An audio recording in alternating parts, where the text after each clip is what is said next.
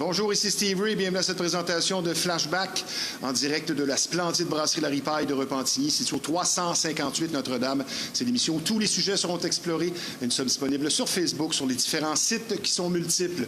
Une émission bien remplie pour vous aujourd'hui concernant notre deuxième invité. Son surnom de passionnatrice, partenaire de l'émission Flashback, l'exprime bien. Elle redonne passion et énergie à ceux qui la consultent par diverses formations. Et son sujet de chronique aujourd'hui se veut la base pour mieux vivre et avancer vers le succès au quotidien, entretenir ses relations personnelles et professionnelles. Pour cet exercice utile et intriguant, et pour conclure l'émission, nous recevrons une femme affichant plusieurs cordes à son arc, Sylvie Côté. Mais tout d'abord, sans plus tarder, notre premier invité, son audace et sa détermination peu communes l'auront propulsé, et ce depuis 1990, sur la scène électronique et du nightlife, milieu toujours compliqué pour certains. DJ présentant une feuille de route élaborée, également producteur passionné. Il performe dorénavant dans le mélodique progressif. Et pour nous partager sa longue expérience, comparer les époques et nous parler plutôt de ses projets, lui qui est encore actif à ce jour, celui pour qui le travail n'est jamais fini, DJ Ben Mancini. Bonjour Ben. Enchanté, bonjour. Rebienvenue. Tu étais ici au mois de décembre pour l'événement Turn Me On qui a été un succès. Oui. Moi, je veux t'amener sur un plan qui est criant quand on parle avec toi dès le début. Ce que j'ai remarqué, la musique est importante, oui, mais l'aspect social de la chose, les gens sont aussi importants pour toi, ce qui entoure la musique, que la musique elle-même. C'est ça. Je pense que c'est ta marque de commerce. Oui, oui, exactement. Développe là-dessus sur l'aspect social. L'aspect social? Qu'est-ce que ça t'apporte? Qu'est-ce que ça m'apporte? Mais moi, c'est plus quand mettons, j'invite quelqu'un à un de mes événements ou quelqu'un qui n'est pas connu ou qui veut se faire connaître, qui est talentueux. De donner une chance. Oui, parce que faut dire que moi, j'ai déjà été dans cette situation-là avant, bien longtemps. Puis j'ai tout le temps voulu comme me faire connaître. Puis je trouvais que c'était très, très dur de pouvoir rentrer dans le milieu où c'est pas évident, tu sais, le chemin. Puis c'est une façon de redonner. C'est ça. C'est pour ça que moi, je me suis parti à des mouvements comme quoi que ça m'a ouvert plus de portes.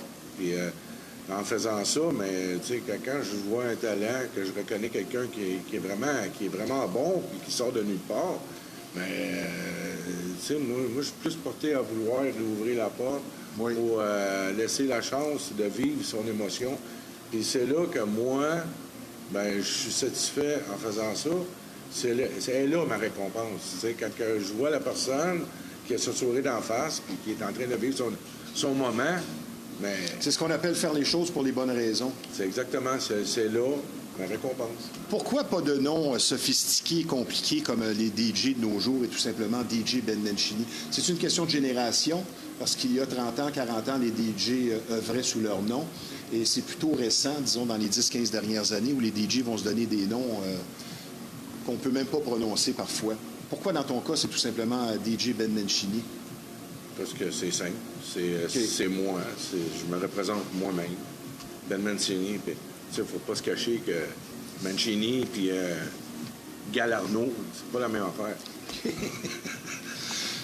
Benoît, c'est quoi ta définition? Parce qu'en pré-entrevue, tu m'as dit, et tu vois que j'écoute quand tu parles, j'ai toujours voulu faire du underground. Ta définition bien personnelle du mot underground, qui est parfois un peu floue, j'aimerais que tu nous expliques pour toi qu'est-ce que ça représente. Ouais, la musique underground, tu sais, quand tu es dans un bar, tu joues du commercial, le monde sont pas... On dirait que le DJ n'est pas tant important que ça. C'est comme... On ne le voit pas, tu sais. C'est plus... ils sont là dans le bar, puis ça flirte, puis quand la musique est finie, mais tu sais, le monde n'applaudit pas. Ils sont pas vraiment là pour la musique. Comme dans le temps que j'allais au sauna, mais c'est là que j'ai fait mon déclic, puis ma transformation a été... c'est là que ça s'est produit. Tu sais, comme l'épiphanie, le moment... Une révélation. Oui, c'est ça l'underground. Parce que le monde sont là pour la musique. Ils sont vraiment là. L'expérience musicale, Tu sens que tu as une valeur, tu sens que tu as une place, tu es apprécié. Oui. C'est plus pour ça. OK.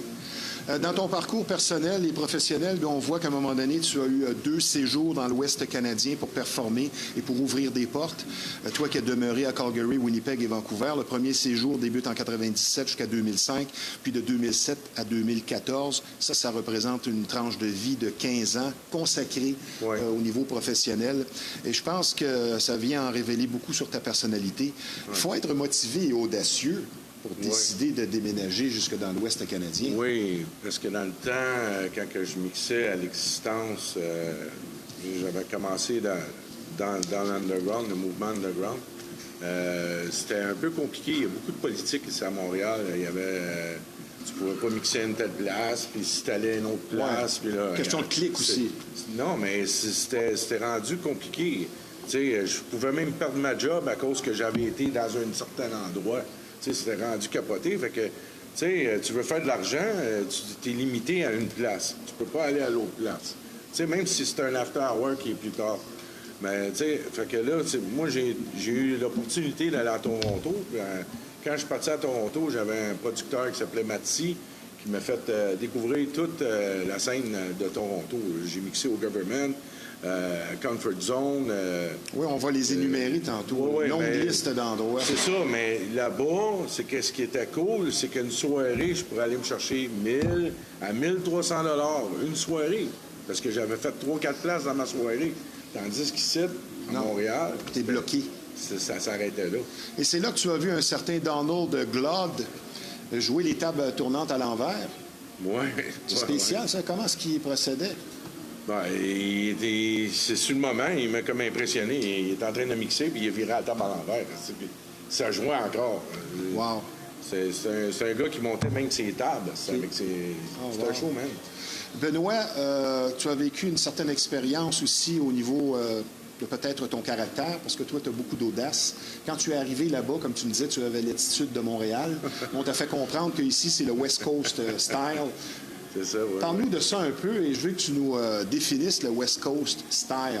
Ben, typique à Seattle, Los Angeles et tout ça. Il faut dire qu'à Montréal, on a quand même une attitude assez quand même agressive face à les bookings, ces affaires-là, puis les line-up. On a une mentalité comme ça. C'est rapide, Montréal. T'sais. Mais quand je suis arrivé à Vancouver puis West Coast, j'avais encore mon attitude agressive, le même style à Montréal. Oui. Puis là, j'appelais les producteurs, qu'est-ce qui se passe, le booking. Puis à un moment donné, ils m'ont dit, hey, take it easy, West Coast style. Ici. OK, c'est beau. C'est pas Montréal, ici. On va t'appeler. Toi qui travailles 70 heures aussi par semaine comme camionneur. Exact. Tu es producteur d'événements, DJ, et je veux dire, tu es encore très actif. Et tu m'as parlé aussi de ton mode de vie, que tu apprends à monter ta vibration. Tu consommes des bonnes choses santé. Toi qui as perdu 150 livres, félicitations. Ouais. Mais je pense que c'est un aspect que tu as compris. C'est que si tu es bien avec toi-même et tu fais attention à ton corps, tu vas monter ta vibration pour encore plus performer. C'est ça. L'entretien du corps. Qu'est-ce que tu mets dans ton corps? C'est bien important. Puis c'est là que tu vas chercher ton énergie parce qu'il y a beaucoup de nourriture qu'on mange à cette heure. C'est toute de la malbouffe. Puis ça nous surprise. Ah non, c'est pas bon pour l'énergie du tout. C'est ça. C'est garder, être naturel, puis être structuré dans ce que tu fais. Et la routine est très importante. Même malgré que j'ai une femme, j'ai une vie, faut être balancé dans tes affaires. C'est comme, je vais te donner un petit exemple. Tu sais, quand tu lis 20 pages par jour, c'est pas gros, 20 pages par jour. Mais ça fait un bouquin au bout de 2-3 semaines. Tu sais, mais en 365 jours, ça fait 5300 pages. Oui, exact. Que t'avances. Je suis tellement d'accord avec toi. T'avances un petit peu, mais t'avances. C'est pour ça que le monde se demande comment tu fais ça? Comment tu fais tout ça? Ben toi, là, je t'ai surnommé tantôt avant l'émission, on riait avec ça, je t'ai surnommé le cheval. Parce que je veux dire, tu travailles vraiment beaucoup d'heures. Est-ce qu'on peut dire que Ben Mancini est quelqu'un qui carbure au défi? Oui, mais c'est des projets. Mettons, j'ai une idée de projet. Qu'on peut atteindre. J'ai une idée de vidéo. Moi, je commence un projet, mais quand je commence le projet, je le finis, je le termine. Mais ça prend du temps. Tu sais, ça va prendre 8 mois, ça C'est oui. moi. Parce que je suis un maniaque de la perfection. J'aime ça quand... Tu sais, puis je change tout le temps. Je suis un éternel insatisfait. Fait que Ben, c'est ça, les perfectionnistes. c'est ça. Un peu difficile à vivre par moment. Oui, mais je m'adapte. Avec les années, j'ai pris de... Mon cher plus de Ben, sagesse. le job de producteur beaucoup plus exigeant que celui de DJ. Producteur? Oui. C'est Préparer un exigeant. événement et tout ça, c'est plus exigeant que d'être simplement DJ. Moi, je pense que oui, là.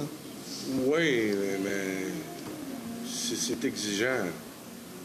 Ben, moi j'ai une façon de travailler. Fait que moi j'aime ça faire ça. Fait que ça fait longtemps que je fais ça. J'ai commencé très jeune là, à faire des événements. Je vais avoir 16 ans. On mettait des pancartes. ça fait On longtemps, collait ça. des pancartes dans le temps. On livrait ça. Ah oui. On mettait ces autos. On printait ça, 8000 flyers. Ah, j'ai passais fait ça. tout partout. Les arrêts d'autobus. Puis à un moment donné, j'avais fait la ville de Longueuil au complet, tous les autobus, là. Tu sais, les cabines des autobus, là. Puis le lendemain, ils avaient tout ôté. J'ai dit, ben tabarnak, moi, ils m'ont pas deux fois. Fait que quand j'avais fait, dans les arts plastiques, je me rappelais qu'avec la farine, de l'eau et du sucre, j'avais mélangé ça. Ah, sac. Je les avais toutes taponnées dans toutes les cabines d'autobus de Longueuil. Ça a resté là 6 mois. 6 mois. Benoît, un CV professionnel vraiment élaboré, une longue liste de clubs où tu as évolué depuis 1990. Tu as commencé à Varennes. Ton premier job professionnel a été au Peel Pub à Montréal. Après ça, au Picasso en 96. Tu as eu ta propre émission de radio à Radio Centre-Ville. Tu travaillais également au Club L'Existence à Laval sur le boulevard des Laurentides, le Daylight à Montréal, le Chill. De 99 et 2000, tu as été à Toronto, affilié à Matsy.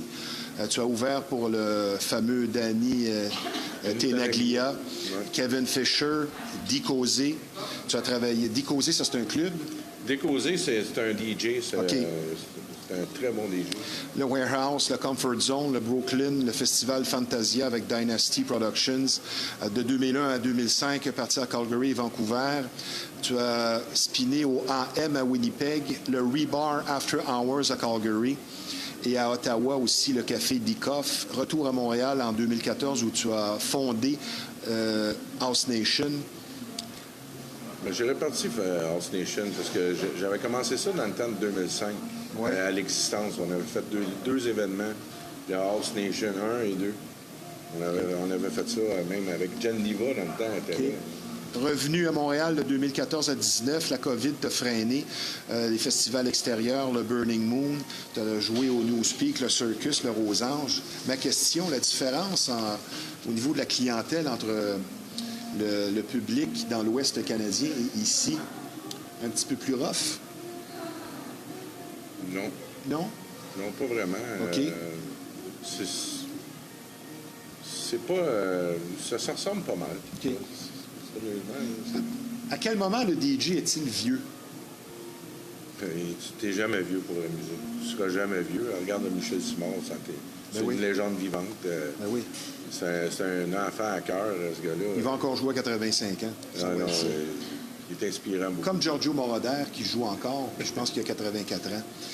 Y a-t-il un aspect, avec le temps, du métier de DJ, peut-être un aspect insoupçonné, que tu trouves plus difficile, plus exigeant avec le temps, sans te souffler de réponse? Je pense que de se coucher tard, parfois, c'est plus difficile. Ouais. Mais dans ton cas, est-ce qu'il y a un aspect peut-être plus difficile qu'avant?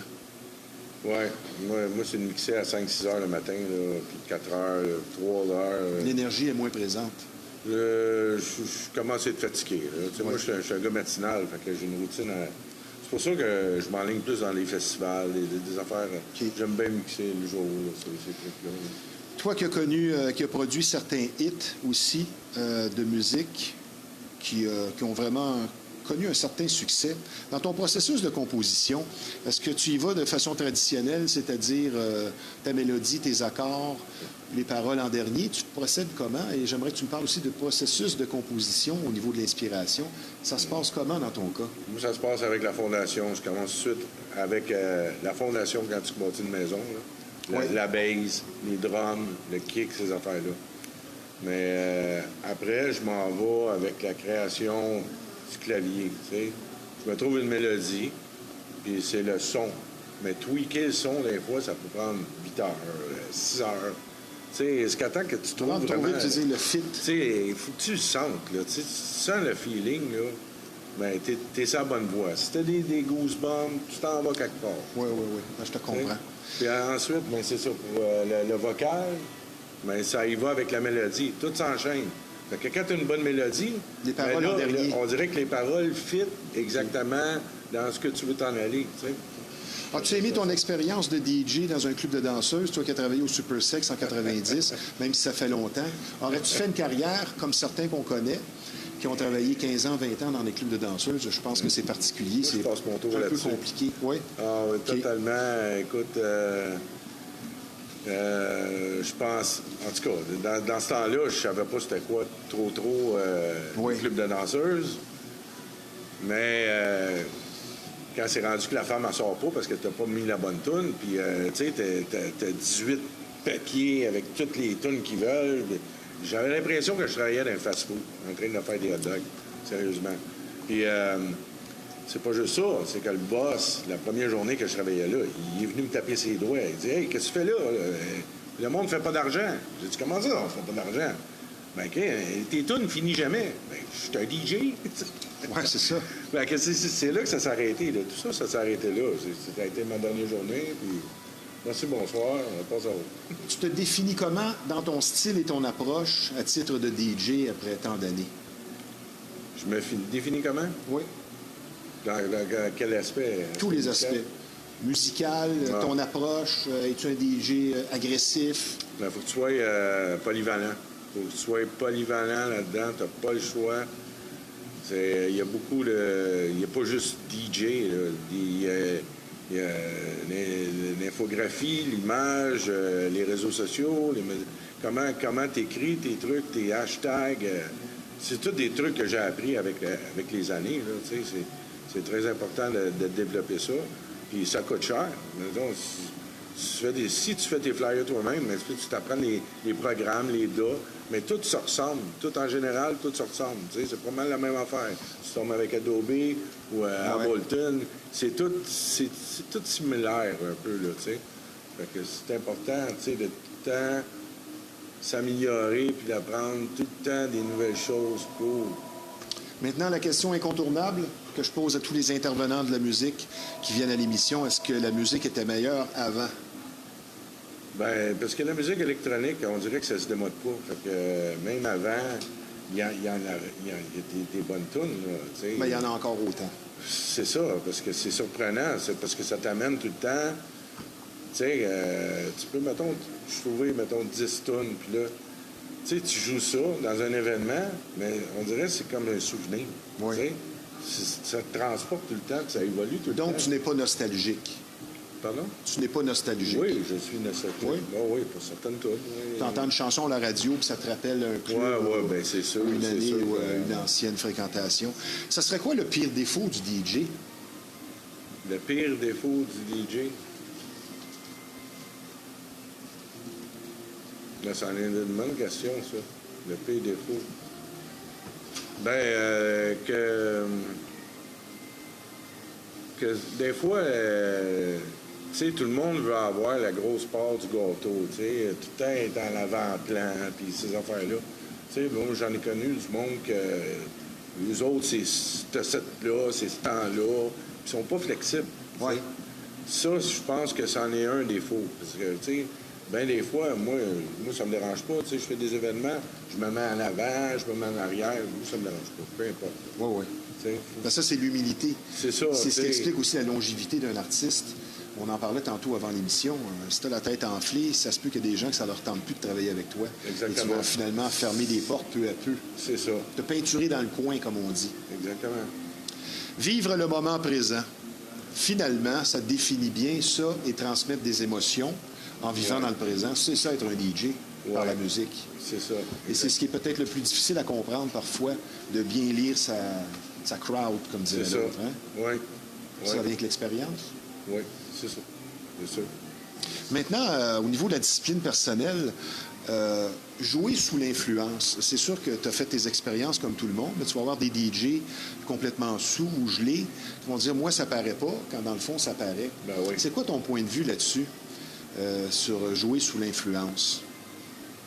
Bien, c'est sûr que ça enlève... tu sais, quand tu visualises ton set ou tu es en attente de jouer devant d'autres... Tu sais, il y a d'autres gros DJ qui sont à côté de toi, puis...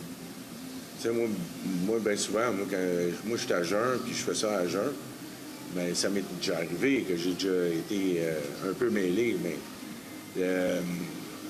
la perception que des fois que toi, tu peux avoir, des fois, c'est pas tout le temps qu'est-ce qui va ressortir, tu sais. Fait que c'est très important oui.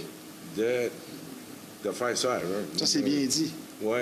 Mais c'est difficile quand tu te retrouves à travailler dans un club et les verres et les offres de drogue viennent de partout. On est populaire étant DJ, même chose pour l'animateur. C'est comme essayer d'arrêter de boire quand tu travailles dans un bar. Pas nécessairement facile. Oui, mais il faut que tu aies du contrôle là-dedans. Pas le choix. Tu me disais en pré-entrevue, dernière petite question avant la pause, que les vinyles te manquent. Oui, beaucoup. Pour quelle raison? Bien, c'est l'aspect chaleur.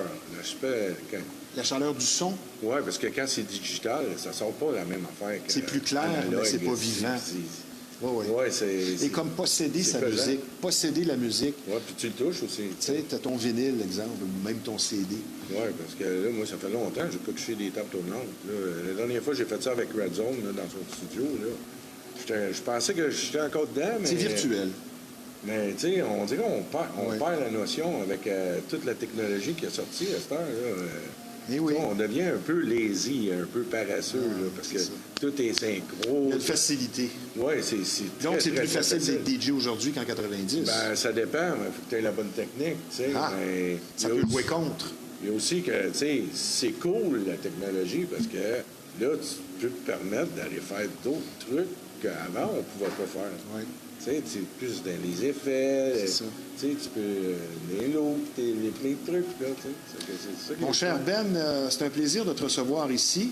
Ça ne sera pas tellement long. On va prendre une petite pause. Reste avec nous. Puisque je vous rappelle que vous regardez l'émission Flashback en direct de la splendide brasserie La Ripaille de Repentigny. C'est un endroit charmant, un personnel souriant, mais surtout accueillant qui vous attend ici sur place. On vous offre d'excellentes assiettes et ce, 7 sur 7. Et je vous recommande personnellement la fameuse pizza au four à bois de La Ripaille qui est tout simplement inoubliable. Donc, des spectacles de qualité, une atmosphère appréciée, de tout, pour tous les goûts. Je vous rappelle que nous sommes situés au 358 Notre-Dame. La brasserie La Ripaille, c'est une institution mythique, mais surtout sympathique. Et je vous rappelle également que nous sommes présentement en conversation avec un DJ, producteur de longue expérience, DJ Ben Menchini. Et il y a toujours autant d'activités, tant sociales que musicales, et ce, chaque week-end à la Ripaille de Repentigny. Et cette semaine ne fait pas exception. La promesse est tenue. Plaisir et musique, comme toujours, au programme. Demain, jeudi, le 8 janvier, plutôt le 15 janvier, la formation officielle de la Ripaille vous attend, soit le Powerhouse Band, pour ce qui est dorénavant instauré tous les jeudis, un jam session où le public est invité à venir performer, pratiquer avec nous sur scène, donc apporter micro et instruments de musique pour l'occasion. Des musiciens d'expérience vous attendent ici sur place pour un plaisir musical assuré, une ambiance festive, colorée. Et bonne nouvelle, plutôt rare de nos jours, l'entrée est tout à fait gratuite le jeudi. Puis vendredi, dans 2 jours, soit le 16 janvier, Daniel Paradis sera à l'animation pour une soirée de danse en ligne, et ce, dès 19h, pour réserver votre table et pour souper également, le 450-581-8100. Par ailleurs, ce samedi 17 janvier, dès 18h et ce jusqu'à 3h du matin, un événement très spécial vous est proposé ici même à la Ripaille, le Kiglou édition 2026 et son surprise headliner avec invités spéciaux, un feu roulant de musique, techno, house, dance music et même plus qui vous attend ici avec une pléiade de DJ sur place. Je vais vous en nommer quelques-uns, dis-je bien. Two Space, Vlorez, Grenco, et Devora notamment. 8 DJ au minimum seront sur place pour une ambiance, dis-je bien, plus festive et underground que jamais. En pré-vente à 25 $ seulement sur le pointdevente.com. Une soirée d'action donc à ne pas manquer. Aussi, n'oubliez pas une nouveauté de la ripaille depuis quelques mois déjà, l'occasion parfaite pour se faire de nouveaux amis. Les dimanches, dès 11 h, venez dîner ou déjeuner avec nous, amateurs de danse en ligne, pour de l'excellente musique avec ce type d'événement. Donc, comme vous pouvez le constater, chaque semaine, beaucoup d'actions et de tout pour tous les goûts à la brasserie La Ripaille de Repentigny, et ce, depuis 1975. Je vous parle maintenant d'un nouveau partenaire de l'émission Flashback. Depuis quelques années, les gens prennent conscience de l'importance d'une saine alimentation pour une bonne santé. Et la solution simple, c'est Pur Keto, marché d'alimentation unique. Spécialisé en alimentation faible en glucides notamment, Pur Keto est parfait pour maintenir ou revenir à un poids santé. Et depuis 6 ans déjà, Pur Keto vous offre fraîcheur et qualité, des produits variés, également des plats prêts à manger, équilibrés. Parfait aussi pour diabétiques, expertise et courtoisie, toujours au rendez-vous. Nos prix sont compétitifs. Par ailleurs, pour des conseils judicieux et un accompagnement vers votre réussite, le sympathique propriétaire Patrick est toujours sur place, qui a lui-même perdu 160 livres, tout comme toi. Ah oui? Toi, tu as perdu 150. Patrick a perdu 160. Donc, pour aller de l'avant avec votre santé, Pur Keto, c'est sous 358 Notre-Dame, local 130 à Repentigny, juste à côté de la Ripaille. Le numéro de téléphone dans le 450, c'est le 581-88-88. Pour votre santé, chez Pur Keto, on a ce qu'il vous faut.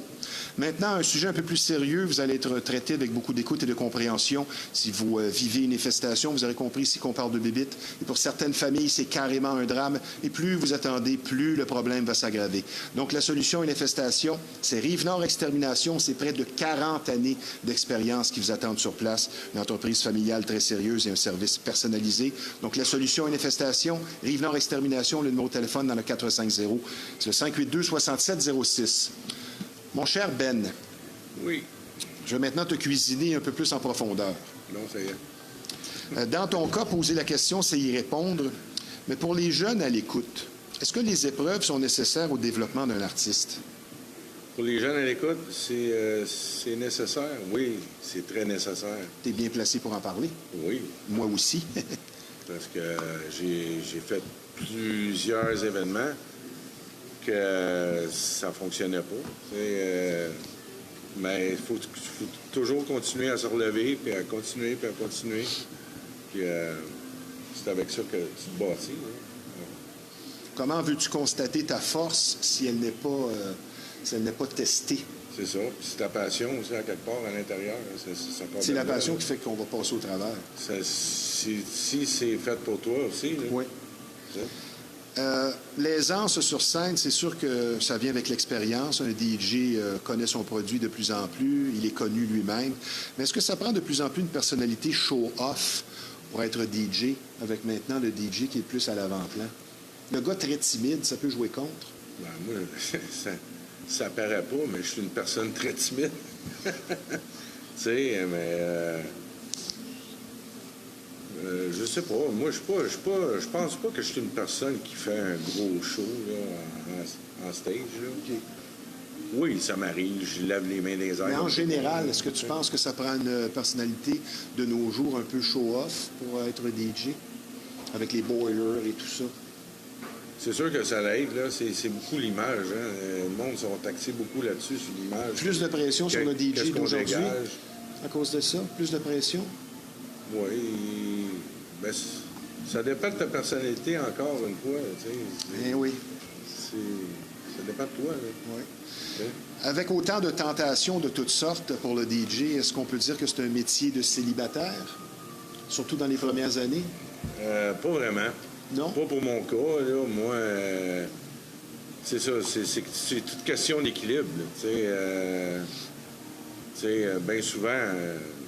je sais, parce que moi, je suis en couple là, avec ma femme. Là, puis, ah oui, tu es marié depuis 1 an? Oui, bien, c'est ça. Quand j'ai commencé, ça fait 1 an, mais ça fait quand même 6 ans qu'on est ensemble. Mais dès le début, quand elle est rentrée dans ma vie, moi, j'avais encore le mode, je continuais à faire ma toune plus tard, puis plus tard. Puis, tu sais, à un moment donné, même si tu en fais plus le soir, ça veut pas dire que... Tu sais, on dirait que tu en fais plus le matin ou... c'est plus dans les horaires. Il faut que tu équilibres tes horaires. Du temps pour la famille, du temps pour le travail, du temps pour ça. Quand tout est bien balancé, il y en a pas de problème. Ah, l'équilibre. Je suis d'accord C'est avec ça. toi. Fait que tu peux avoir une relation bien normale avec toi. Ouais. Tu sais, Oh, ouais. ça n'a pas rapport, cette histoire-là. Question suivante. Encore à ce jour, qu'est-ce que la musique t'apporte en premier? Ben, c'est le fait de partager une émotion que je vis, qui est intense, parce que moi, tu sais, les artistes là, sont très émotionnels. Hein. Moi, elle sait, ma femme, quand je vis des émotions, moi, c'est incroyable. Là. Ça m'étouffe, tu sais. Je suis fait comme ça. Ben, Spécialement quand ça touche notre travail, notre passion. il y a des fois, je peux écouter une toune, puis ça va me faire broyer. T'sais. Fait que, tu sais, quand j'ai une émotion intense, mais moi, mon plaisir, c'est de la partager. Est-ce Je que veux tu que le pleures? monde ressente la même affaire que moi. Est-ce que tu pleures en écoutant David Guetta? Ah oui, c'est fou, je pleure tout le temps. OK. Donc, la passion aussi forte qu'en 1990? Hein? La passion aussi forte qu'en 1990? Même plus?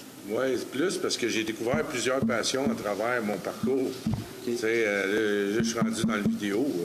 La vidéo animation, ça, on dirait que là, j'étais avec un drone, j'apprends les programmes. Tu sais, c'est que moi, tout ça, là, ça m'amène à d'autres places, là. J'ai hâte de voir ta réponse à cette question parce que c'est un préjugé parfois chez les gens qui ne savent pas comment ça marche. Est-ce que c'est plus difficile de jouer devant une petite foule, exemple de seulement 25 personnes, que devant une foule de 1000 ou 2000 personnes gagnées à l'avance? Bien, c'est sûr. C'est Hein? sûr que... Les gens pourraient mais- croire que c'est plus difficile devant 2000 personnes.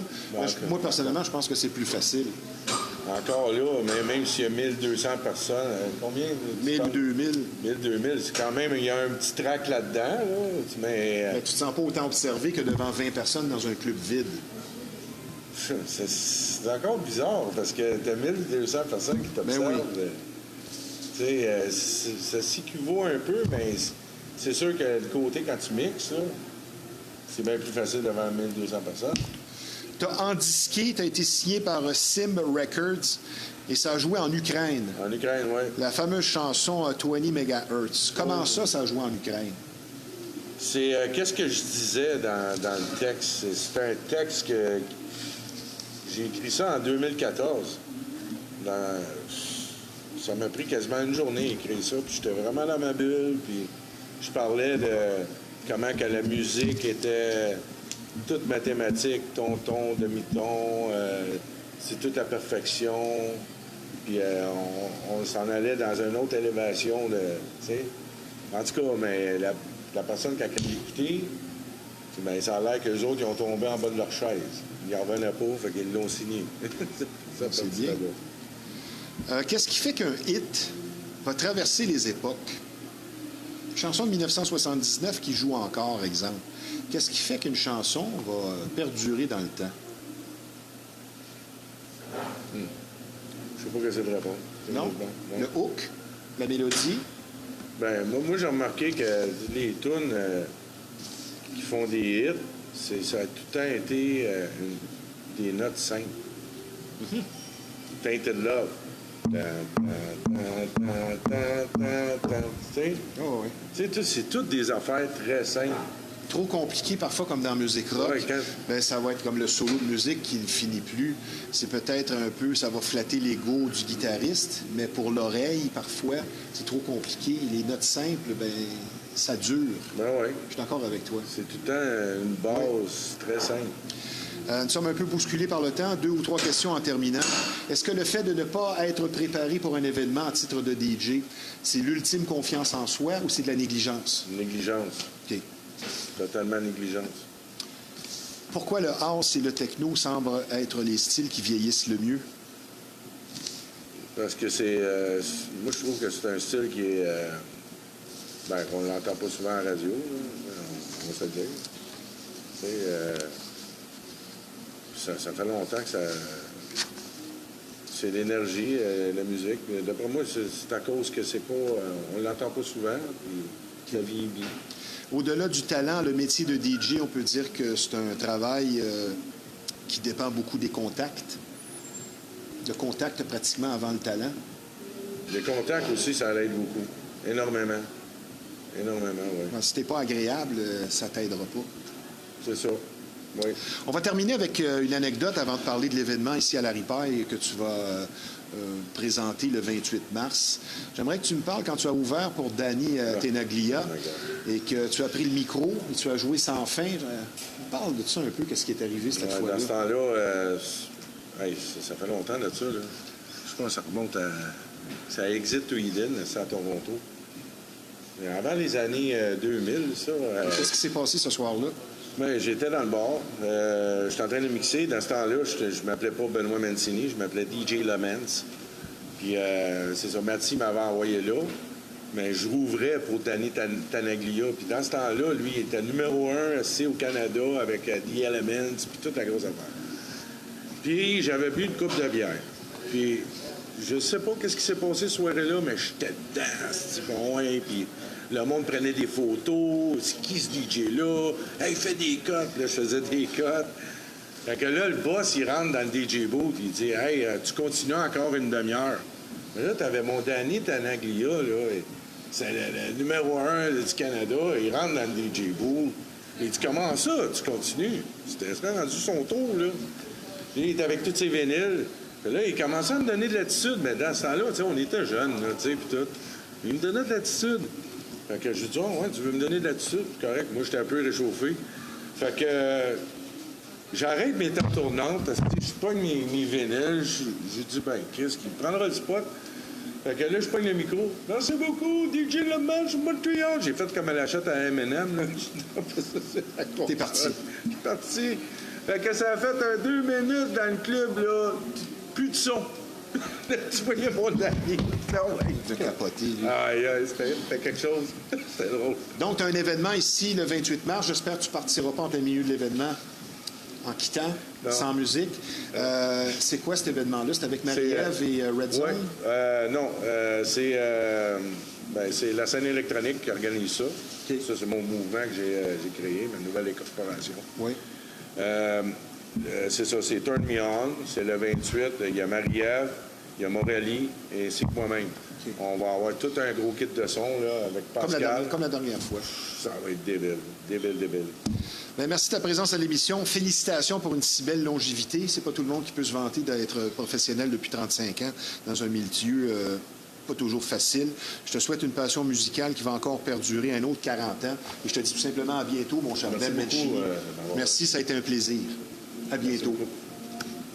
Je vous parle maintenant d'une soirée bien spéciale, un spectacle qui sera assurément haut en couleur et qui sera présenté le 18 avril prochain à Lévis, dans la région de Québec, à la salle L'Anglicane, et qui devient partenaire aussi de l'émission Flashback, la production exclusive Nocturne Enchantée, un soir seulement, qui sera dirigée par l'excellente Élodia Alexandre, chanteuse et pianiste, professeure de musique, également d'expérience, qui sera sur scène avec son orchestre et 5 musiciens, 2 pianistes. Donc, une autoproduction de jazz et de grande qualité, un feu roulant de reprises et de composition pour une soirée magique dans un univers de fées enchantées avec costumes et danse. Un événement rythmé, dis-je bien, à fond.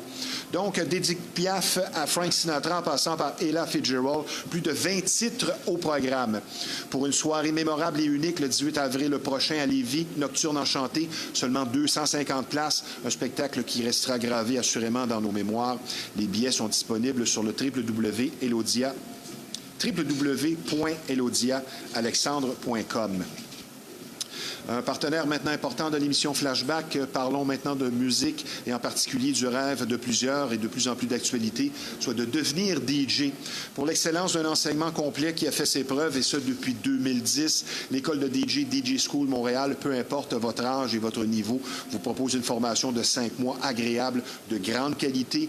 DJ School Montréal, c'est un programme unique et dynamique où l'art de mixer avec technique et pratique assistée supervisée sur scène pour vous aussi, ainsi que la prestance sur scène et la recherche musicale nécessaire au métier et la préparation de vos choix sont abordés. Et fait important, plusieurs de nos élèves se sont ensuite trouvés du travail dans le domaine, des prix compétitifs pour atteindre vos objectifs. Donc, DJ School Montréal s'occupe de vous de A à Z pour partir du bon pied. Pour une formation complète et inégalée, pour s'inscrire, tout simplement info@djschoolmontréal.com. montréal.ca ou les différents sites web ou tout simplement le 514-952-5990. L'école de DJ School Montréal pour un enseignement unique, mais surtout dynamique. Et mentionnez le nom de l'émission Flashback et vous aurez 10 % de rabais. Maintenant, de nos jours, il est de plus en plus difficile de trouver un service de coiffure et barbier traditionnel et c'est justement ce que vous offre l'unique salon de coiffure et barbier Roger. Un endroit qui existe déjà depuis plus de 50 ans, ce qui en dit long sur sa popularité et fiabilité. Donc, des services de coiffure et coupe classiques, de barbier, de teinture, de mèches, hommes et femmes. Non seulement une crédibilité établie sur du solide, mais surtout une courtoisie et un professionnalisme inégalé. Un salon impeccable où vous serez servi avec le sourire. Le salon de coiffure Roger, reconnu tant pour la qualité que la gentillesse du personnel, avec ou sans rendez-vous. Situé au 313 rue Notre-Dame à Repentigny. Le numéro de téléphone dans le 450, c'est le 582-2525. Le salon de coiffure et barbier Roger pour une satisfaction et un service de qualité assuré. Nous enchaînons maintenant avec une petite gorgée d'eau. Autour de notre deuxième invité, on dit souvent que l'être humain n'est pas fait pour vivre seul ou tout faire par lui-même. Et le sujet de cette chronique maintenant viendra peut-être renforcer cette idée, un aspect parfois négligé de nos jours. Entretenir ses relations personnelles et professionnelles. Pour analyser cette question qui sera toujours d'actualité avec nous, notre chroniqueuse, formatrice et même conseillère, la passionnatrice Sylvie Côté. Bonjour Sylvie. Bonjour Steve. Ça va bien? Ça va très bien, merci. On s'est préparé chacun de notre côté, puis je pense qu'on a des aspects, sans dire diamétralement opposés, mais pas dans le même sens nécessairement, mais on va se compléter. Je vais te lancer avec une question avant que tu abordes ça avec ton premier point, parce que je pense que c'est un sujet très important aujourd'hui. Absolument. Savoir entretenir de bonnes relations, est-ce que c'est une question d'éducation reçue? Peut-être plus difficile de nos jours, les jeunes ne sont pas comme on était il y a 30 ans, ou une question de personnalité à la base? Je dis c'est une question de courage. Ah? Puis, moi, je vais te retourner une question dans le même sens. Oui. Quand il se passe une situation désagréable, qu'est-ce que les gens font habituellement? Ils attendent que ça passe en espérant que le temps va arranger des choses. Et ça s'accumule. Ou ils prennent le courage de faire face et d'en discuter. Oui. Mais j'aime ce que tu dis, mais ça ne représente pas nécessairement une solution, parfois. Parce que ça dépend à qui tu as affaire, les personnalités, le lien. Ça ne représente jamais une solution. Parce qu'aujourd'hui, on a une illusion de communication. On a tous les outils qu'il faut pour se parler. Mais tu sais, la vie va vite. Il n'y a jamais eu tant de solitude. Entre autres. Mais les gens, souvent, ne prennent même pas le temps de se relire avant d'envoyer un message. Puis on sait le correcteur, ce qu'il peut faire, qui peut gâcher bien des situations. Il suffit d'une virgule pour changer le sens. Entre autres. Puis, ça fait en sorte que les gens se parlent pas, ne communiquent pas, restent sur des impressions. Et en restant sur des impressions et des suppositions, bien là, on commence à se créer des scénarios. Ouais, et là, c'est là que ça devient dangereux. La fameuse petite voix aussi, l'intuition parfois. Oui, l'intuition ne ment pas, mais parfois on peut se tromper. En fait, est-ce que c'est l'intuition ou c'est l'ego? L'ego dans le sens de vouloir se protéger, dans le sens de vouloir ne pas être blessé. Ouais. Donc, on se met une espèce de carapace autour de nous, puis là, ça devient un petit peu « Ah, il m'a pas rappelé, je suis pas importante. » Ou bien « J'ai peut-être dit quelque chose qui va pas. » Mais on reste avec ces espèces de non-dits qui deviennent tellement dommageables. Et souvent, une relation va se terminer, pas par la situation ou la problématique comme telle, mais à cause des non-dits. Et c'est pour ça que je pense que les bonnes manières, comme on le disait à l'époque, c'est gagnant dans toute situation. Parce qu'il y a des gens, exemple, c'est un autre exemple, tu parlais de texto, tu as des gens que c'est un pattern de vie. C'est sûr que si tu textes à quelqu'un, cette personne-là est peut-être occupée. Ça ne veut pas dire qu'elle va te répondre dans les 5 minutes. Mais il y en a, c'est un pattern. Tu textes et ça prend toujours 3, 4, 5, parfois une semaine avant d'avoir un retour. Et c'est là que ça se joue, je pense, au niveau, ça c'est un exemple concret de bonne manière. Là, c'est vrai que tu n'as peut-être pas d'importance. Parce qu'il y a des gens, c'est vraiment un pattern. Et là, c'est difficile de collaborer spécialement professionnellement. Ce serait quoi ton premier point aujourd'hui sur entretenir ses relations personnelles et professionnelles? Mais moi, ça serait de faire face. Puis je reprends l'exemple que tu viens d'apporter. Tu sais, si on voit qu'avec une personne, que ce soit en affaires ou même en relation personnelle, Oui. le retour est toujours long, toujours pénible, ben, à un moment donné, il faut faire toc, toc, toc. Il faut se parler. Éviter les non-dits. Éviter les non-dits, d'être capable d'avoir le courage relationnel. Oui. Et ça, c'est quelque chose que, je dirais aujourd'hui, c'est de plus en plus absent parce que les gens... Ils ne sont pas motivés. En fait, les gens se cachent devant leur téléphone, devant leur ordi. Puis c'est comme, je jette mon venin, puis Oui. le reste, c'est pas grave. C'est comme si les gens ont un peu peur de faire face. Puis au lieu de toujours accuser, si on faisait juste dire, telle situation, tu sais, il y a deux côtés de médaille, hein? La vérité, elle se trouve juste entre les deux. Donc, c'est au lieu de toujours se créer des scénarios en regardant notre côté de la médaille, on va juste visiter l'autre côté, puis entendre ce que l'autre personne a vécu. Peut-être que l'intention première n'était pas de blesser, n'était pas de négliger ou d'être indifférent à quelqu'un, mais juste d'aller valider. Puis là, on va peut-être se retrouver avec des « Ah, c'est ça que tu voulais dire! » Bien, surtout par écrit. Quelqu'un qui ne maîtrise pas son français spécialement, les textos, ça peut vraiment porter à confusion. Et même verbalement. Oui, c'est vrai. Mais je pense que c'est une question de motivation. C'est une question aussi, à un moment donné, surtout en vieillissant, on y va sur le résultat. Tu sais qu'avec une telle personne, c'est toujours compliqué. Tout va être compliqué. Mais à un moment donné, il faut savoir aussi un petit peu écouter ça. C'est qu'il y a des relations que, comme on dit, ça coule, ça va bien, ça ira toujours bien. Comme les gens que tu vas rencontrer que tu n'as pas vus depuis 10 ans et on dirait qu'on s'est vu la veille. Mm-hmm. Et on reprend toujours, on dirait où on a quitté. Et les gens ne changent pas vraiment. Si tu veux poursuivre ou sur ton prochain point... Bien, moi, je dirais, ce qui est important, c'est est-ce qu'on a la volonté de garder le contact? Puis, tu sais, pour ce que tu viens de dire, il y a des gens qu'on croise dans notre vie puis qui vont nous accompagner toute notre vie. Il y a d'autres gens qui sont là pour une petite période, mais chaque personne qu'on croise a sa raison d'être dans notre vie et on la croise pour une raison, ne serait-ce qu'une raison d'évolution. Tu sais, on a tous entendu, je suis certaine que de ton côté, tu as ce genre de relation-là. Il se passe quelque chose, une amitié qui a duré pendant X années et du jour au lendemain, pour une raison qu'on ignore, pouf! Bien, je vais te faire un commentaire là-dessus parce que ça, c'est un très bon exemple. OK. Je l'ai vécu.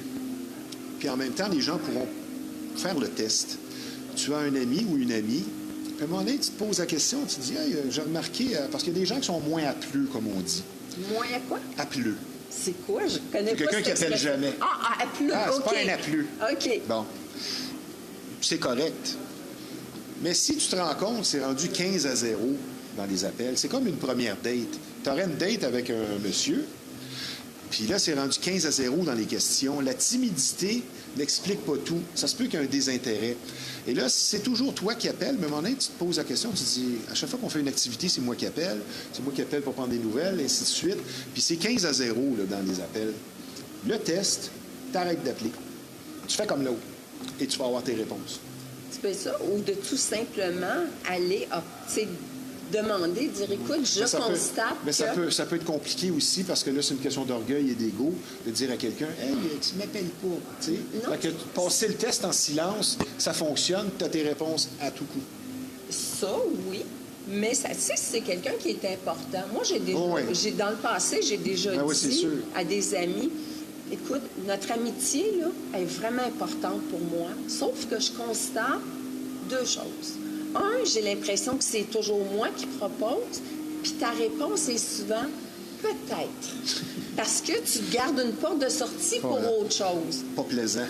Ben non, puis j'ai dit, je fais juste te partager comment moi je me sens, mais je veux te dire que j'aimerais ça que l'ascenseur revienne de temps en temps, puis qu'on développe une belle relation. Et d'avoir eu cette conversation-là, ça l'a changé la donne. Puis effectivement, on a eu une relation fantastique après. Tant mieux. C'est un peu pour faire une analogie avec ce qui se passe dans les bars. C'est pas toujours au même à payer la traite. Exactement. C'est un peu ça. Ça serait quoi ton point suivant? Parce que là, on est dans ton premier bloc qui est constaté pour comprendre. Le deuxième, c'est vraiment d'avoir le courage d'être capable de rencontrer quelqu'un et de nommer les choses. Il s'est passé telle situation, j'aimerais ça qu'on en parle. Parce que je ne suis pas certaine qu'on l'a vécu de la même façon. Moi, je trouve ça désolant. Je trouve ça désolant autant du point de vue professionnel ou de notre point de vue amical, qu'on soit en train de passer à côté de quelque chose parce qu'on ne se parle pas. Est-ce qu'on pourrait se parler? Je reviens sur mon image d'une médaille à deux côtés. La vérité se trouve juste au centre.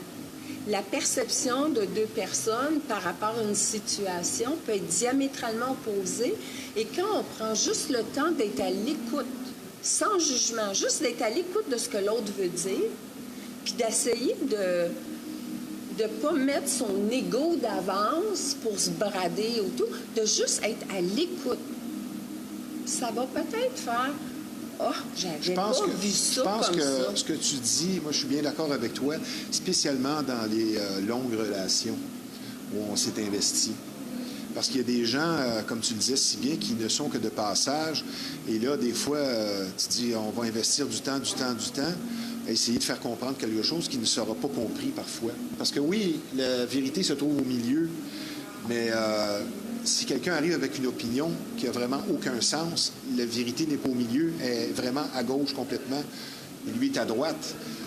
Mais il faut faire des efforts. Et c'est une question de motivation. Si tu n'es pas motivé, si tu n'aimes pas vraiment une telle personne, mettons dans un couple, tu n'es pas vraiment en amour, ça va finir par paraître que tu ne fais pas d'efforts. C'est toujours une question de motivation. Si tu veux poursuivre. Mais tu sais, comme tu disais, une relation qui est courte ou une relation d'affaires, peut-être que le point de vue qui a été exprimé est complètement à gauche ou à droite versus l'autre.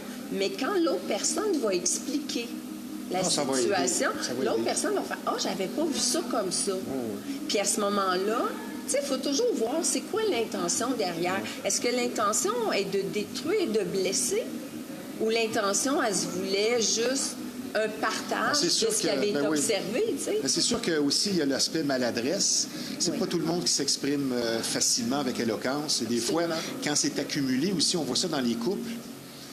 Moi, je ne veux pas défendre l'homme qui frappe sa femme ou qui devient méchant verbalement, mais ça fait peut-être 10 ans qu'il accumule puis qu'il se fait dire n'importe quoi, puis là, il n'a pas su verbaliser et ça sort. Si tu veux poursuivre dans ton premier bloc... Je veux dire, que ce soit un homme ou une femme qui accumule pendant 10 ans, avant d'en arriver là à frapper, moi, il suggérait d'aller consulter parce qu'aujourd'hui, on a tellement d'outils. Ou s'acheter un punching bag. Mais avec une photo. Encore là, il y a même pas. Encore là, il y a tellement de non-dits dans un couple que quand on prend juste le temps d'aller à la rencontre de l'autre, d'avoir ce courage relationnel, d'être capable de se parler, de se dire les vraies choses, c'est souvent là qu'on va bâtir quelque chose de durable. Mais si on passe notre temps à faire ça et ça parce qu'on ne veut pas faire face, on se limite nous-mêmes. Bien, ça m'amène un peu à mon prochain point, qui était prendre le temps pour la relation aussi. Comme dans un couple, les gens que tu connais depuis longtemps, la famille et tout ça, prendre un temps juste pour nous. Parce que dans le feu roulant d'activités qu'on a professionnelles, parfois, on n'a pas le temps de faire ça. On voudrait, puis on n'a pas le temps. Si tu veux poursuivre avec ton premier bloc. Bien, mon premier bloc, j'ai pas mal fait le tour. Puis le deuxième, c'est vraiment ça, le réhabiliter le lien. Oui, exactement. Puis que ça soit dans un couple en affaires, tu sais, il faut avoir une présence à l'autre. Si quelqu'un nous parle, puis on est toujours en train de fouiller sur notre téléphone, ou la personne... Ça, c'est le classique. Ou encore, on parle à quelqu'un, puis c'est une vraie girouette, on regarde à droite, à gauche, l'intention n'est pas là, alors que si on prend le temps de juste connecter, combien il y a de couples ou d'amis même, tu sais, on les voit au restaurant, ils se parlent pas, ils sont sur leur téléphone. Tu sais, tu dis, coudonc, comment on peut avoir une relation durable? Au restaurant, ils ne sont pas assis un en face de l'autre. un à côté de l'autre, qui regardent en avant, ne se regardent jamais, et chacun son téléphone. Moi, je me dis, mon Dieu, si ça, c'est ça le couple d'aujourd'hui, je vais rester seul. Il n'y a aucune connexion. Bien, il n'y a aucune connexion. Il y en a vraiment beaucoup comme ça. On observe beaucoup. Et l'autre chose aussi qu'on observe beaucoup, les gens ont une vie, tu sais, au travail, c'est demandant. On a une vie qui est très active, très occupée. Le sport, parce qu'il faut faire du sport, il faut aller au gym, il faut faire du bénévolat, il faut faire ci, il faut faire ça. Puis là, on arrive à la maison, puis Ah oui, il n'y a plus d'énergie, il n'y a plus rien. Il n'y a plus de temps pour rien. Mais il faut se donner des rendez-vous amoureux, il faut se donner des rendez-vous amicaux Oui. où on va prendre le temps de s'intéresser à Et on le l'autre. fait de moins en moins de nos jours. Oui. Puis l'autre chose qu'on constate, puis ça aussi, je suis sûre que tu l'as pas mal constaté, les gens qui font des monologues. Ils t'appellent, puis là, c'est brrr. Et souvent des problèmes. Ils parlent de leurs problèmes, ils parlent d'eux, et l'ascenseur ne revient jamais à dire « Hey, toi, comment ça va? Non. Qu'est-ce qui se passe? » Parce que la première raison pour appeler quelqu'un, c'est justement demander comment ça va. Techniquement, c'est parce qu'on s'intéresse à l'autre. Ah oui. Mais quand on passe notre temps à juste, Ah ouais. j'allais dire doper, Ben oui, c'est ça. puis qu'on s'intéresse pas du Ah tout ouais. à l'autre. On Ça, le voit. c'est des vampires. Oui, mais c'est des gens qui ont, je vais dire, ben parce que oui, c'est des vampires dans le sens qu'il y a des gens qui nous siphonnent, mais il y a des gens qui sont tellement centrés sur eux-mêmes qu'ils n'ont pas encore compris que pour bâtir une belle relation et l'entretenir, c'est aller à la rencontre de l'autre personne. Mais moi, je persiste à penser et à dire depuis longtemps qu'il y a deux sortes de personnes, les plus et les moins. Ça fait une bonne maîtrise. Non, mais c'est ça, mais tu le vois dans les vieux couples. Tu es capable d'identifier celui qui donne de celui qui reçoit. Et dans la vie, tu as les gens qui donnent et tu as les gens qui reçoivent. C'est sûr que tu ne reçois pas à 100 tu donnes un peu. Mais tu vois ce que je veux dire? Il y a quelqu'un qui a une propension à donner. Il donne tout ce qu'il y a. J'en connais. Les véritables Jésus des Mères Teresa, mais ils sont toujours entourés de siphonneux aussi. Parce qu'un ne va pas sans l'autre. Oui, mais en même temps, de trouver un équilibre d'une relation saine, c'est d'aller à la rencontre de l'un et que l'autre va aller à la rencontre de l'autre. Et c'est à ce moment-là que ça devient enrichissant. Je veux t'amener sur un point qui, selon moi, est très important. Moi, c'est quelque chose qui, parfois, même un peu me frustre, spécialement pour quelqu'un qui travaille dans le public. Les gens qui ne sourient jamais. Les abeilles? Ça, je vais te dire, non, mais sans peut-être avoir l'air bête, mais quelqu'un qui ne sourit jamais. Je veux dire, comment veux-tu entretenir de bonnes relations, ne serait-ce que professionnelles, si tu souris jamais? Et ça veut dire quelque chose. Et pourtant, deux choses là-dessus. Surtout si tu travailles dans le public. Oui, mais en même temps, juste répondre au téléphone avec le sourire, ça va donner un ton qui va être différent Oui. de « Allô? » Ouais. Les pièces. Oui, mais en même temps, quand on veut sourire, ça prend 14 muscles. 14. Oui, alors que ça en prend 300 cucs pour avoir l'air bête. On peut être paresseux puis sourire? Puis le sourire, savais-tu que c'est la connexion directe avec le cœur? Oui. Et c'est là qu'on bâtit une relation. Va au centre d'achat de bonne humeur, souriant. Tu as plein de gens qui te retournent le sourire et qui même viennent vers toi. Et sort une journée que tu files pas, tu as une mauvaise nouvelle, tu n'as pas d'énergie. Les gens vont te rentrer dedans avec le panier. Moi, un vieil adage, c'est un vieux monsieur qui m'avait dit ça il y a longtemps. Il parlait de lui et sa femme, mais on peut aussi le transposer dans d'autres relations, les relations significatives, comme on dit. Pour faire une image, c'est de voir notre relation comme un fil, un cheveu entre les deux personnes. Mm-hmm. Ce qui veut dire que tu vas y faire attention comme si c'était tes yeux. C'est un lien, oui. Et si tu regardes ta relation, disons, avec ta femme, avec ton homme, de cette façon-là, ou avec un ami que tu as depuis longtemps, ça vient tout changer. Ce qui va se dire, ce qui va être avancé comme idée, parce que tu veux faire attention, tu vas peut-être prendre le temps d'appeler, comment ça va, exemple, tu sais. Mais j'ai toujours gardé ça en mémoire qu'une relation importante entre deux personnes, pour voir ça comme un cheveu, il y a une certaine fragilité à ça, tu sais. Mais le sourire, tu es d'accord avec moi que c'est fort important? Non, je comprends vraiment pas ce que tu veux dire. Non, mais le sourire, oui, écoute, c'est essentiel. c'est vraiment, vraiment très important. Absolument. Tout comme le lien qui va se créer entre deux personnes. Oui. Ouais. Si, maintenant, on revient à ta profession, toi qui es la passionnatrice, qui donne des formations pour aider les gens sur le plan personnel et professionnel, finalement, toi, tu les aides à se reconnecter sur leur côté lumineux. Eh oui. Parce que l'être humain qui est bien aligné avec ses valeurs et son essence va tellement être à la bonne place.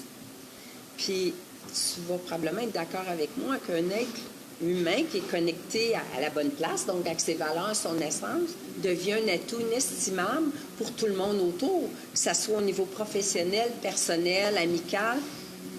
C'est gagnant. Parce que quand on est toujours à contre-courant, le sourire est moins là, les heures sont pénibles, on se retrouve que des gens, on avait parlé la dernière fois, comptent combien d'années, d'heures et de jours va les séparer de leur retraite. Donc, tout ça est important. Ça, que quand on revient à l'essentiel, on est aligné. Et le matin, tu sais, je suis pas mal certaine que quand tu te lèves le matin, tu te dis pas « Oh non, j'ai encore une entrevue à faire ». Tu sais, c'est ton essence, t'aimes ça. Mais ça dépend avec qui. Mais des fois, habituellement, je suis Bien là, je le sais. Sylvie, la passionnatrice, on va prendre une petite pause, ça ne sera pas tellement long, puisque je vous rappelle que vous regardez l'émission Flashback en direct de l'éternelle brasserie La Ripaille de Repentigny, un bar, salle de spectacle très apprécié, mais également un restaurant au service et au menu de grande qualité. Et je vous rappelle que nous sommes présentement en compagnie de celle que l'on surnomme la passionnatrice, Sylvie Côté. Je vais maintenant parler de toi, Sylvie. Ah, tu veux parler de moi? On va dire des belles choses pour un coaching individuel ou en entreprise. Parlons justement croissance personnelle et professionnelle.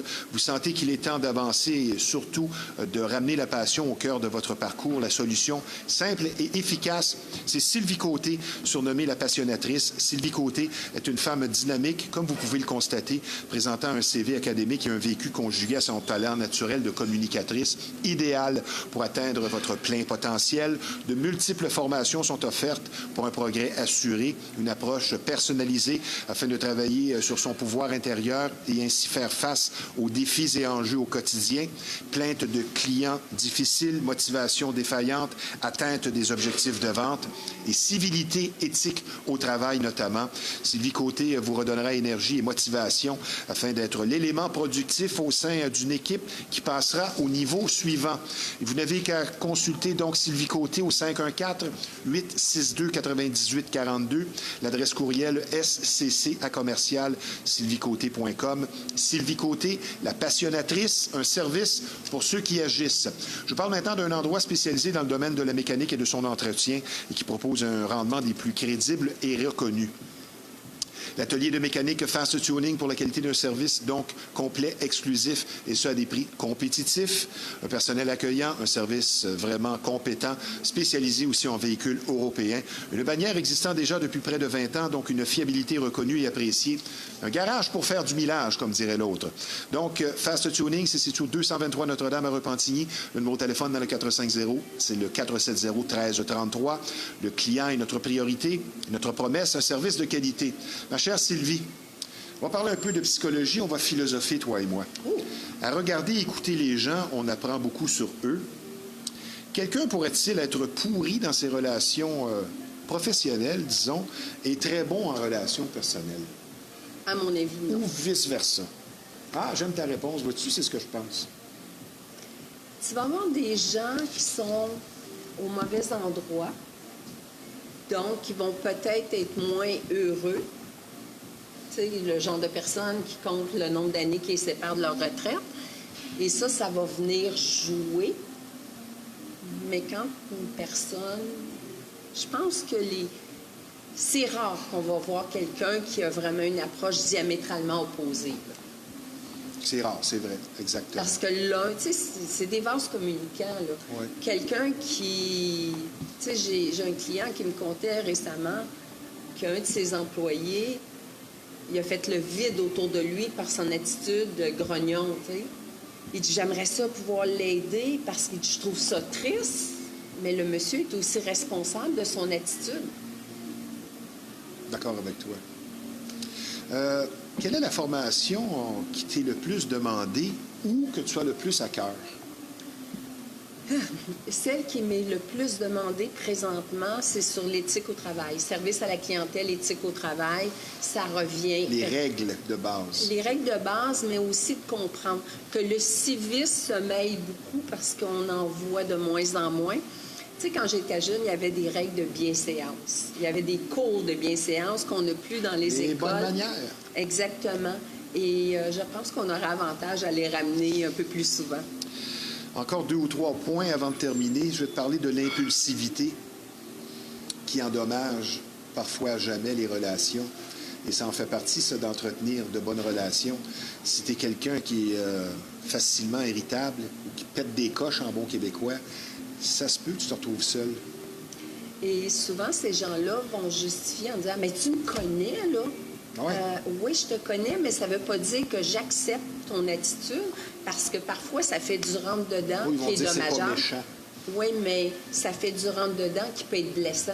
Parce que quand ces gens-là, comme tu dis, pètent une coche, ouf, parfois, c'est le volcan Et qui ça vient laisse des d'exploser. traces, spécialement Tout à dans fait. un couple. Et même en amitié, je te Oui. dirais. L'envie de transmettre ou donner au suivant, finalement, c'est à la base des motivations d'un enseignant ou d'une enseignante comme toi. Absolument. Parce que tu travailles en croissance personnelle, tu redonnes au suivant, tu veux le bien de ton entourage. Absolument. Puis je te dirais, je suis tombée dans ma marmite quand j'étais enfant. T'sais, les gens sonnaient à la porte chez nous pour parler à mon père. Puis c'est un petit peu ça qui est arrivé. Puis avec le temps, bien évidemment, je me suis formée en conséquence. Mais d'aider l'être humain à être mieux dans sa peau, être plus heureux, plus souriant face à la vie, oui, c'est important. J'ai hâte de voir ta réponse à cette question. Je m'adresse à la passionnatrice. OK. De mauvaises relations de travail, la meilleure façon d'être démotivé, et l'inverse est aussi vrai.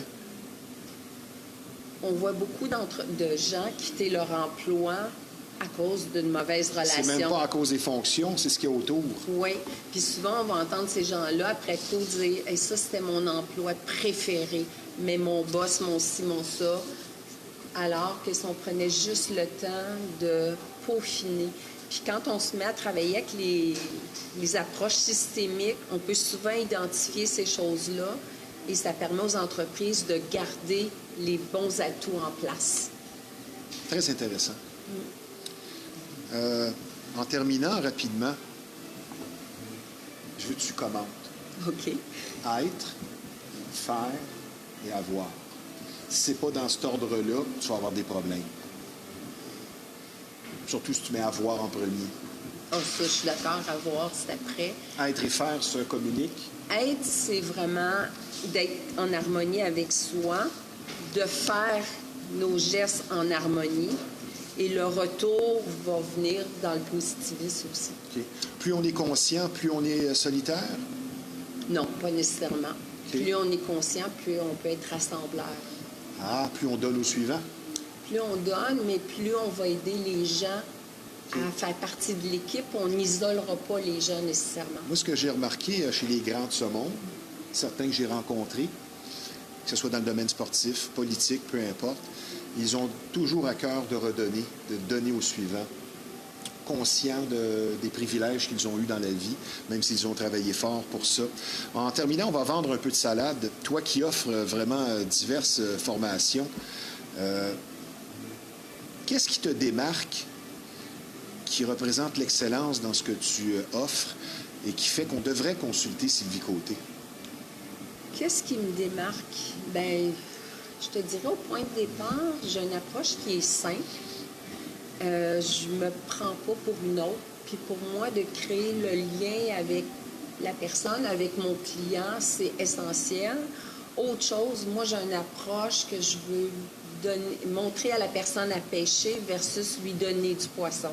Ah. Que je ne veux pas créer des rencontres. On se dit, il faut qu'on se voit pour la prochaine année. Si après 3 rencontres, c'est terminé, on a fait le tour, c'est parfait. Si après 5, mais s'il y a d'autres enjeux qui arrivent en cours de route, oui, on peut prolonger, mais je ne signerai pas un contrat en disant si on travaille ensemble, mais on a pour 10 semaines, non. Non, j'aime ce que tu dis. Vois-tu, ça, on n'en avait pas parlé. Tu parles de poisson. Est-ce que tu aimes le hareng fumé? Ça l'est un peu. Okay. Des événements, des séminaires ou des conférences à venir? J'ai justement vendredi le service à clientèle éthique au travail qui revient aussi vendredi suivant. Lundi prochain, j'ai le programme d'apprentissage en milieu de travail pour Service Québec. Et on peut tout voir ça sur ton Facebook? Oui, tout est là d'une façon régulière. Si tu veux répéter le numéro de téléphone pour te rejoindre? C'est là, 514-862-9842. Et moi, j'ai une question que je veux poser aux gens. Oui. avant qu'on quitte. Voici. Quelle relation dans votre vie mériterait que vous veniez un peu vers pour dire « il faut qu'on se parle ». Des fois, la liste, ça peut être longue. Oui, mais parfois... Mais ça prend de l'humilité parce que ça se peut que ces gens-là que tu vas communiquer vont dire « Hey, wouch, wouch ». Oui, mais il y a des relations qu'on le sait... Tu sais, quand c'est frais, là, tu sais, avant que la relation meure totalement... Familialement aussi. Oui, mais tu sais, avant que la relation meure totalement, tu sais, hey, on peut-tu se parler pour vrai, à cœur ouvert? Ah, c'est une bonne idée. Merci de ta présence à l'émission. Une chronique instructive, je l'espère, pour tous. Et je te dis, Sylvie Côté, tout simplement, à bientôt. Merci d'avoir été des nôtres. Merci infiniment. Merci, c'est un Sylvie. plaisir. Merci. Maintenant, l'aspect financier de la vie semble prendre de plus en plus de place. Tu peux quitter comme tu veux, je te mets pas à la porte. Tu me mets pas à la porte? Bon, mais c'est bon, je vais quand même me retirer. Tu es toujours la bienvenue. Merci. Donc, l'aspect financier de la vie semble prendre de plus en plus de place et afin de vous éviter un stress quotidien inutile en rapport avec votre situation financière, pour une approche efficace et sincère, la solution, c'est Shawna Astin, experte conseillère en sécurité financière. Les services sont nombreux pour l'analyse de vos besoins financiers, l'amélioration du crédit, l'élimination de dettes, la planification de votre retraite, les régimes d'assurance vie. Tout ceci dans l'objectif d'une indépendance financière que vous méritez. Et les connaissances vastes en finance de Shawna vous aideront pour sûr à garder le cap ou redresser tout simplement votre situation. Donc, pour une santé financière qui sera claire et dont vous serez fier, l'excellente Shawna Astin au 438-878-6504. Vous avez des idées noires, il ne faut pas laisser celle-ci l'emporter. Je donne des numéros de téléphone pour une écoute active, 1-866-APPEL. Il y a aussi Tel Aide, 514-935-1101. Merci au Centre d'imagerie Pixel, que l'on surnomme l'incontournable, pour du graphisme vraiment de haute qualité. Le numéro de téléphone avec un service varié très professionnel, 450-654-9944. Merci donc à Pixel l'incontournable. Merci à nos deux invités, ici Stevie Ray. À la semaine prochaine.